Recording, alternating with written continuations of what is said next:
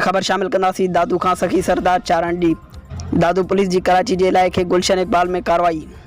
दादू मां मुबैना अगवा ॼणियल नारी नजमा लुंड खे बाज़ियाब करण जी दावा। नारी नजमा जे अगवा जो केस ए सेक्शन थाणे ते संदसि वालिद शरीफ़ लुंड जी फरियाद ते कराची वासी मलक सुलेमान ते दाख़िल थियल हो।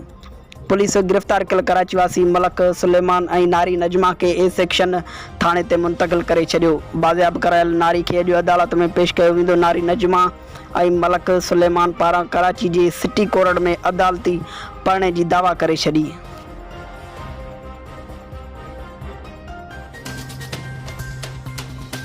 ऐं दादू में KN शाह जे ॻोठु झंडो बब्बर रवासी प्रेमी जोड़े साइमा बब्बर ऐं जमील बब्बर प्रेस क्लब दादू पहुची चयो आहे त उन्हनि नौशर फ़िरोज़ जी अदालत में पसंदि जो परणो कयो आहे। बिरादरी जा चङा नेक मोहम्मद यासिर बब्बर ऐं ॿिया जान जा वेरी थी विया आहिनि ऐं असांखे क़त्ल करणु चाहिनि था। दरबदरी वारी ज़िंदगी गुज़ारण ते मजबूर थी विया आहियूं।